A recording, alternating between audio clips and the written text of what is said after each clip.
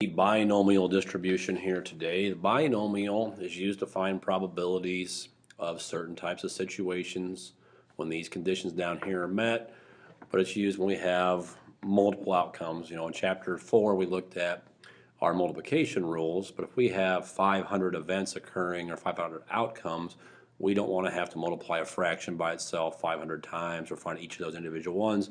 So the binomial is a formula that helps us simplify that process. First item here, a binomial, just as the name implies, bi can only have two possible outcomes, and those outcomes can be considered either a success or a failure. So for example, if I flip a coin, I have two possible outcomes, a heads or a tails. Now if I want to flip a coin and want to find the probability of it being heads, now heads is considered my success, that's the probability I'm trying to find, and tails will be considered my failure. So I got experiment that has two outcomes that can be considered a success or a failure is a binomial. A couple other requirements here. There must be a fixed number of trials. So let's say I'm going to flip my coin 1,000 times. That's my n, or my total number of trials. The outcomes of each trial must be independent of each other. So each time I flip my coin, it still has a 50-50 chance of being heads. Doesn't matter whether I flip it the first time or the 500th time or the 1,000th time. Every time I flip that coin, it has the same probability of happening, that same 50%. And the probability of success must remain the same for each trial. Those 3 and 4 are essentially the same thing. They must be independent. They must be the same all the way through there. Not going to change from one event to the next. So here we have a formula, two different versions of it, n factorial over n minus x factorial times x factorial, and then times p to the x and q to the n minus x. The other version here, this part of our fraction, is the same thing as our combination formula that we learned back in chapter 4 as well. So NCX, or our combinations, total number of trials, number we're trying to find the probability of happening, times our probability to raise the x power, and our q to the n minus x power. So a couple of items to note here. P and q are called complements. They add to be a total of 1. So p plus q equals 1. And then the x plus the n minus x, that should also add up to be our total number of trials. So our exponents should add up to be this number right here. We're just breaking our number of trials into these two different categories. So our number of trials is n, x is our number of successes desired, p is our probability of success, and q is our probability of failure, or simply 1 minus p. Now along with our binomial, since we're working with a binomial, if we establish something as a binomial, we will also be able to calculate our mean, our variance, and our standard deviation. Variables real quick here, our mean is n times p, n is our number of trials, p is our probability of success. Variance is n times p times q. Standard deviation is the square root of our variance, or the square root of n times p times q. Here's what that looks like as far as our probability is concerned. For a certain company, workers miss 17% of the time. If one department has 12 employees, find the probability of no absences on a given day, and find the probability of 3 absences on a given day. Now notice here, our employees are either absent or they're not absent. So it is a binomial. We have two outcomes. Absent being our success, and not being absent being our failure, since we're trying to find the probability of absences on a given day. So down here, also notice we have two separate problems. Find the probability of no absences on a given day, and find the probability of 3 absences on a given day. So we're going to do those separately. Our first one, we'll find the probability of no absences. Our n, we have 12 total employees in the department. We're trying to find the probability of 0 absences. The probability of being absent is 0.17, which means the probability of not being absent is 1 minus 0.17, or 0.83. So our probability of 0 absences is 12C0 times our probability 0.17 to the 0 power to the x power, and 0.83 to the 12 minus 0, or to the 12th power. Now a little bit of a shortcut here. This one's kind of a simplified example, but as far as our calculator operations are concerned, 12C0 has a value of 1. Anything to the 0 power has a value of 1, so all we're doing is 0.83 to the 12th power. So the probability of 0 absences on a given day is about 0.107. We would then start over for problem number 2. Maybe I should label that as problem number 1 up there. Problem number 2 is the probability of 0 or of 3 absences on a given day. So I'd simply replace my x with the number 3, and the probability of 3 absences on a given day is 12c3 times 0.17 to the third and times 0.83 to the ninth.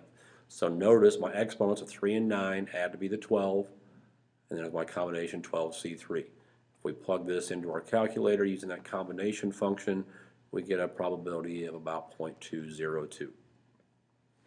So there's our first look at a problem with our binomial distribution. 2 possible outcomes, absent or not absent, and probably remains the same, 17% for each employee being absent. Let's move on here. There are 27 cars in America. 27% of the cars in America are some shade of blue. There are 10 cars in a parking lot. Find the probability that 5 of the cars will be blue. Okay, so the first thing, they're blue or they're not blue. 2 outcomes. Blue being our success, not blue being our failure. Our probability of being blue is 27%, so whether we're selecting the first car or the 10th car, our chance of being blue is still 27%. So down here, our N is the total number of cars in the parking lot, which is 10. Our X is the number we're trying to find the probability of being blue, which is 5. Our probability of being blue is 27, and our complement of that is 1 minus 27, or 0.73.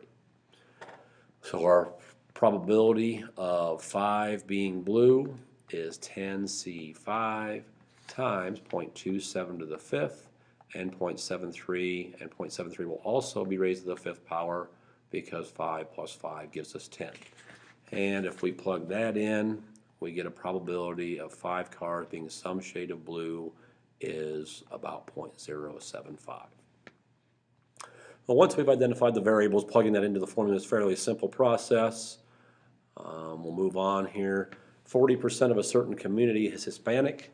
If 12 people are in a restaurant, find the probability that less than 4 are Hispanic. So being Hispanic is a success. Not being Hispanic is a failure. Binomial. 2 possible outcomes, Hispanic or not Hispanic. Regardless of who we select, there's still a 40% chance of being Hispanic, so that probability does not change from one trial to the next. Again, a binomial. So as you write this down, N, there are 12 total people in the restaurant. We want to find the probability of less than 4. Well, numbers that are less than 4 are 0, 1, 0. I jumped ahead of myself there. 0, 1, 2, and 3. Those are all numbers that are less than 4. Our probability of being Hispanic is 0.4, and our probability of not being Hispanic then is 1 minus that, or 0.6. Now there is 12c0 times 0.4 to the 0 and 0.6 to the 12th plus 12c1 times 0.4 to the first and 0.6 to the 11th plus 12c3, oops, 2, I was going to 2 yet, times 0.4 to the second and 0.6 to the 10th. And one more time, we have 12c3 times 0.4 to the third, which means 0.6 is raised to the 9th. We're going to add those together. Now there is a table in the back of our book. That table starts on page 770. And that will also look up, that actually does these individual calculations for us once we've identified our variables. So let's take a quick look and see if I can find that table real quick. Right here. Let's rotate that. So we'd go, our N is 12, so we'd have to scroll down here. Rotate this one too.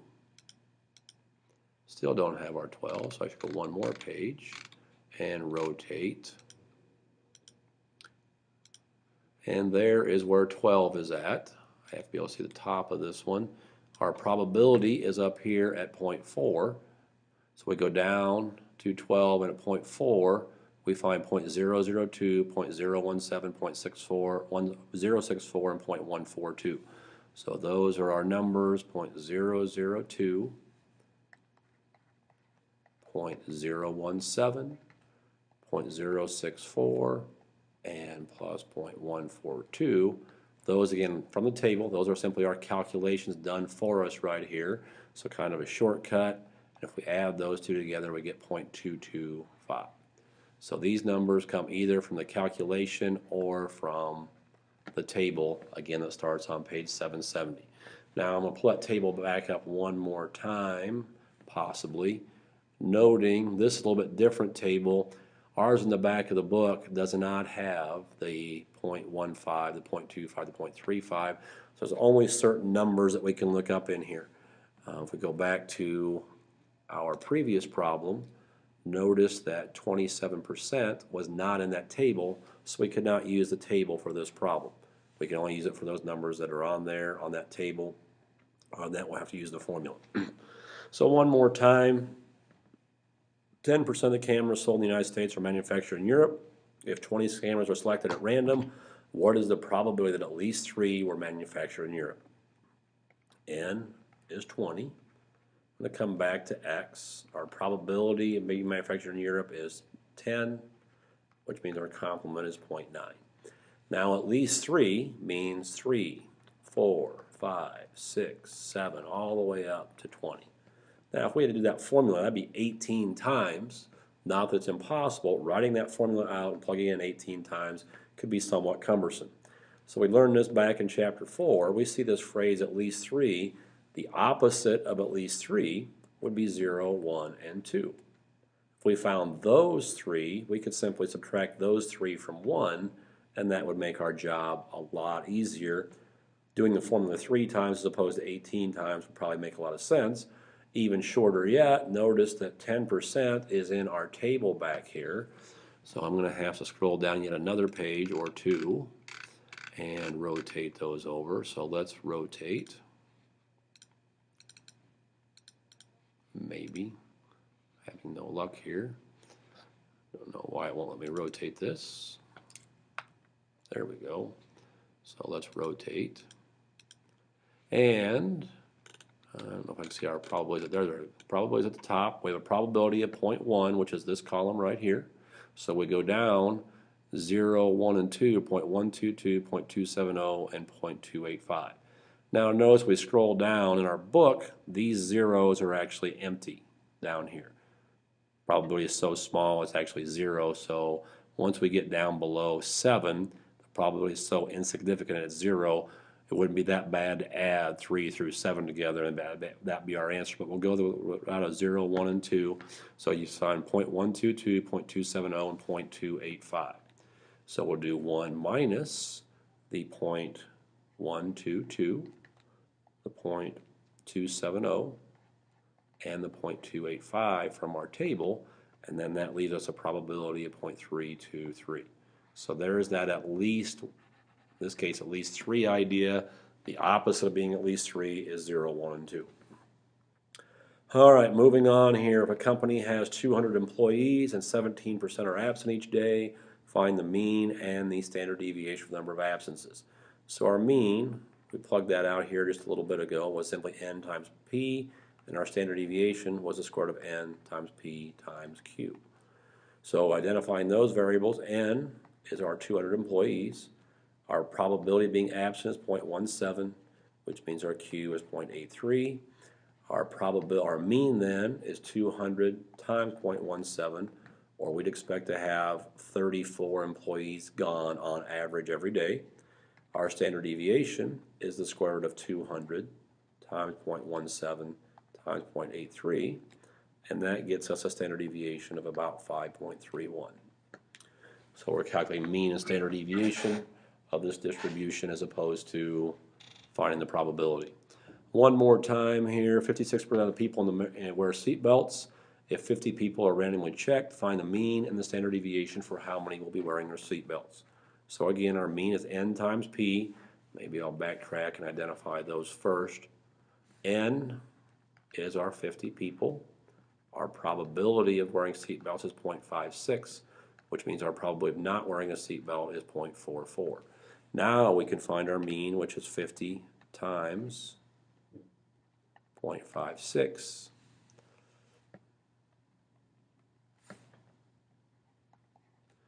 or we'd expect to have 28 of those people not wearing a seatbelt. Our standard deviation is the square root of 50 times 0.56 times 0.44, and if we plug that in, we get a standard deviation of 3.51. So there's a quick look at our binomial distribution. Again, reminding us that binomials have two outcomes. Those outcomes are a success or failure. The probability of those outcomes is independent, and it remains the same for each trial. Whether it's the first trial or the 10,000th trial, the probability stays the same all the way through.